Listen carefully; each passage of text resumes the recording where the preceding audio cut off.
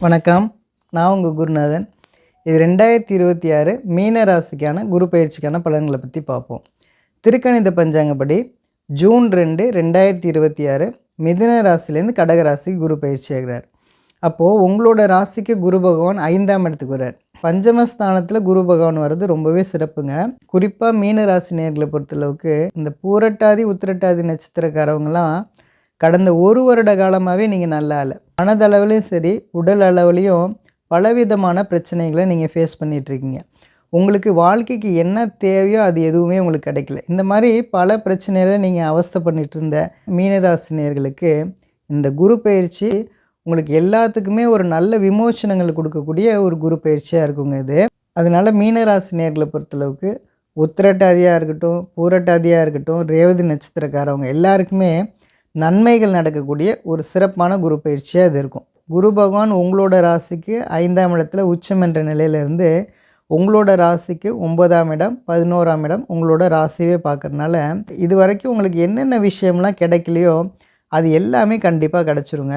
அதாவது நிறைய பேருக்கு சரியான வேலை அமையலையா, கண்டிப்பாக நல்ல வேலை அமைஞ்சிரும். வெளிநாடு வாய்ப்புகளுக்காக ட்ரை பண்ணிகிட்டு இருந்தேன், நிறைய நாளாக கிடைக்கல அப்படின்றவங்களுக்கு கண்டிப்பாக கிடச்சிருங்க. அதே மாதிரி திருமண பாக்கியமாக இருக்கட்டும், குழந்தை பாக்கியமாக இருக்கட்டும், வேலை புதுசாக நான் மாறணும்னு நினைக்கிறது, அதே மாதிரி வேலையில் நல்ல ப்ரொமோஷன் கிடைக்கணும்னு எதிர்பார்த்துட்டு இருந்தவங்களுக்கு, போல் பல நாளாக நான் வீடு கட்டணும், வீடு வாங்கணும்னு நினச்சிட்டு இருந்தேன், நடக்கவே இல்லை.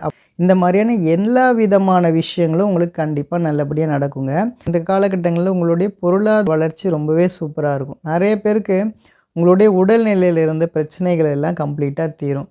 வேற்று மொழி பேசக்கூடிய மனிதர்களால் உங்களுக்கு நல்ல ஆதாயங்கள் கண்டிப்பாக கிடைக்குங்க.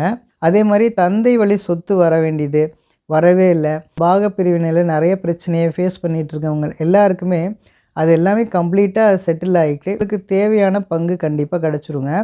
அதே போல் கோர்ட்டு கேஸ் அப்ளை பண்ணியிருக்கீங்க, உங்களுடைய சொத்து பிரச்சனைக்காக, அது எல்லாம் கம்ப்ளீட்டாக சால்வ் ஆகிடும். இது வரைக்கும் நான் ஃப்ளைட்டே ஏறல அப்படின்னு சொல்லிட்டு இருந்தவங்க எல்லாருக்குமே கண்டிப்பாக இந்த குரு பயிற்சிக்கு அப்புறம் கண்டிப்பாக நீங்கள் ஃப்ளைட்டில் போவீங்கங்க. நிறைய பேர் கோயில் திருப்பணியை எடுத்து செய்வீங்க. அதே போல் ஆன்மீக சுற்றுப்பயணம் போகணுன்னு நினச்சவங்க அது மாதிரியான விஷயங்கள் எல்லாம் கண்டிப்பாக நடக்குங்க. நீங்கள் எந்தெந்த மாதிரியான விஷயத்தில் நீங்கள் ரொம்பவே கவனமாக இருக்கணும் அப்படின்னா, உடல்நிலையை பொறுத்தளவுக்கு அடிவயிறாக இருக்கட்டும், உணவு சம்மந்தப்பட்ட விஷயங்களில் ரொம்பவே கவனமாக இருக்கணுங்க.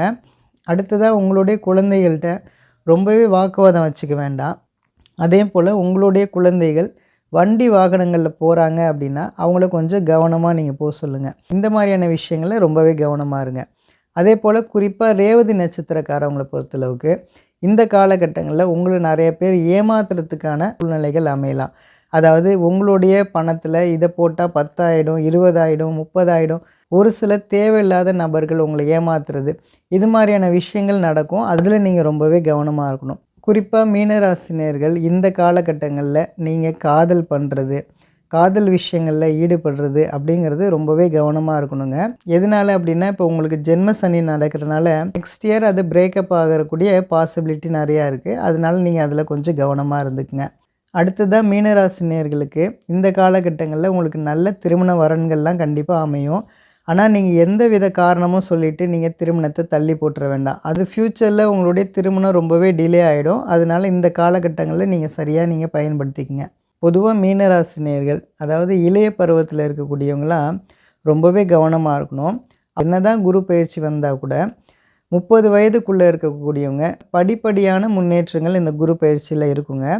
அதே இது 40 வயதுக்கு மேலே இருக்கவங்க மிகப்பெரிய முன்னேற்றத்தையும் மேன்மையும் கண்டிப்பாக நீங்கள் அடைவீங்க. மீனராசினியர்களுக்கு உங்களுக்கான பரிகாரங்கள் என்ன அப்படின்னா, சித்தர்கள் கோயில் போயிட்டு நீங்கள் வழிபடுறது, சித்தர்கள் ஜீவசமாதியை நீங்கள் இந்த காலகட்டங்களில் நீங்கள் வழிபாடு செய்கிறதுலாம் உங்களுக்கு மிகப்பெரிய மேன்மையும் நன்மையும் கண்டிப்பாக கொடுக்குங்க.